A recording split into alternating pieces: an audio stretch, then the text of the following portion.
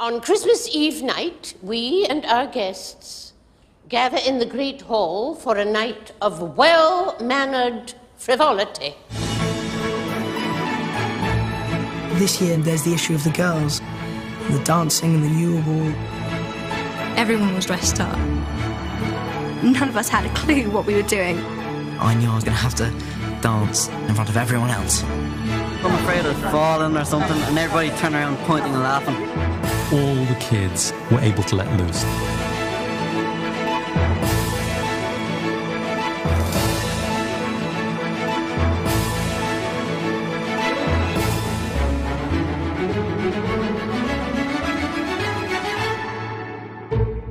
The whole run-up to the Yule Ball is fraught for the actors with those emotions that run high in people of their age. For the first time, they are interacting with the opposite sex. They are enjoying it. They're finding it difficult. Why do they have to travel in packs? I mean, how are you supposed to get one on their own to ask them? What I like about Harry is he's pathetic at the whole romance thing. He's rubbish. There's a really good scene with one of the last ones we shot with Harry and Cho, where he asks her to the ball. And he does it incredibly without any kind of tact. He kind of shouts it out like, I just wondered if you wanted to go to the ball with me. Sorry, I didn't catch that. So many people can relate to this terrible issue of asking people out. I know how it feels to be kind of standing there going, oh, yeah, and having nothing to say. What happened to you? You just asked Flo to look all around. What? Couldn't help it. Just sort of slipped out. In real life, it's pretty scary. So, it was a lot easier to do acting. The Yule Ball is first and foremost a dance. I think the kids were all quite scared of having to dance formally. Right. Put your right hand on my waist. Where? On my waist! I had to try to teach Rupert to dance the other day. That was pretty strenuous. This leg moves first, right? We had to waltz around in front of everyone. It was a bit embarrassing, but it was quite funny, so. It's hilarious, actually. The look on his face is just marvellous. It's just really great. When we came off the set, Rupert was like, he just looked at us and said, don't say anything, just don't say anything.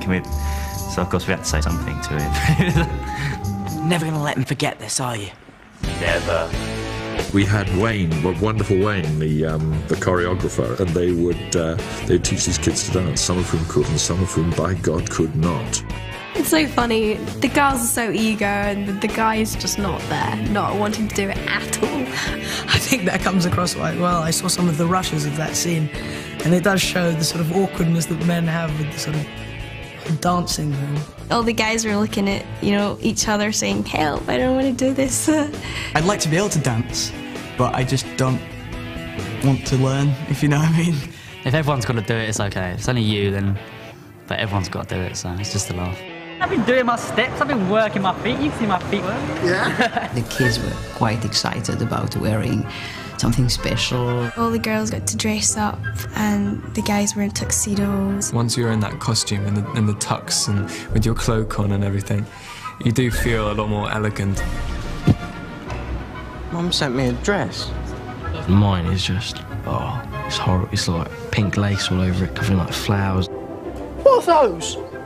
No, those! My dress robes. But they're all right. No lace, no dodgy little collar. Poor boy, every time he was wearing it, he really had to laugh. Yeah, I'm not really looking forward to wearing that. Then, on the other hand, there is Emma, who looked so lovely. The ball's about Emma. That was like the most important dress. It was like Cinderella. The dress was really a work in process. We kept on changing, and Emma was getting nervous because she thought, what am I going to wear? And at the end, yes, we got it. It was absolutely gorgeous. I was absolutely terrified I was going to rip it or spill something on it or anything. So literally, I would not sit in it, I would not walk in it, I would not do anything in it apart from what I had to do in it because I was so worried I was going to wreck it. Before she comes down the stairs, she just peeks around the side of a pillar and looks down. You know that at that point she changed into something. Emma was never ugly. So, she's always been quite beautiful. So, I mean, I was kind of like, wow, you're just even more beautiful. Obviously, it's a huge moment in the film, and it is a big transformation, but for me, I'm kind of like, well, I've seen you at premieres. I was so nervous about the whole thing because it's meant to be such a big moment and it's going to be an anticipated moment, and I had so many pointers from Mike about how I wanted to look. I got down about 3 steps and fell down in front of the whole set, which was incredibly embarrassing. But no, it should be good in the film. You won't see that bit. But no, it was good.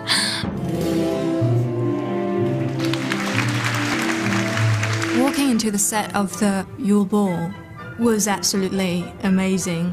Everyone had to pretend they were in awe when they came in, but I think it was really genuine, actually.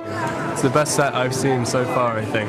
The description in the novel is that it's a kind of ice palace, really. There are icicles hanging from the magic ceiling. So we've taken that maybe a step further. When I went in, I was absolutely gobsmacked.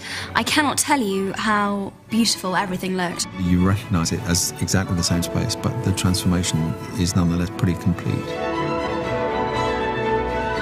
The whole thing, of course, looked like Swarovski crystal and was stunning. Oh, this is my big dance day. How many times have I done it? I don't know.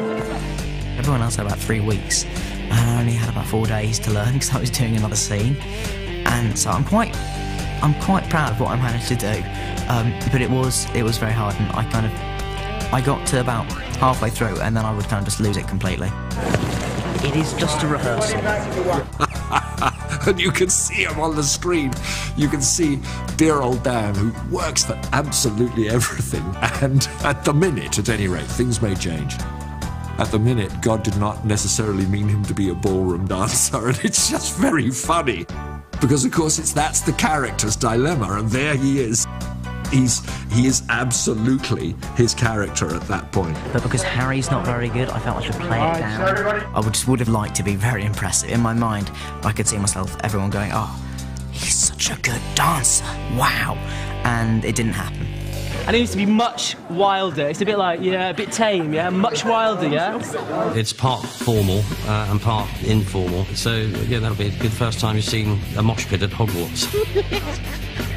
You had to get these kids who would be completely abandoned to the music.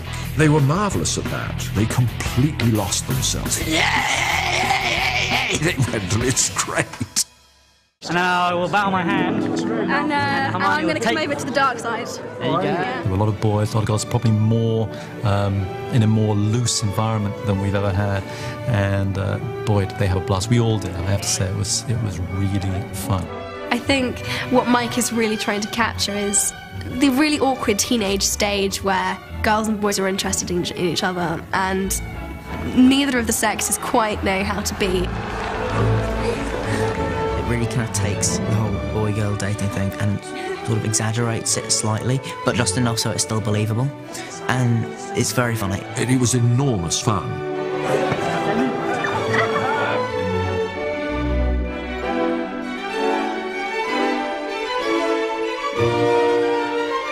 Yeah.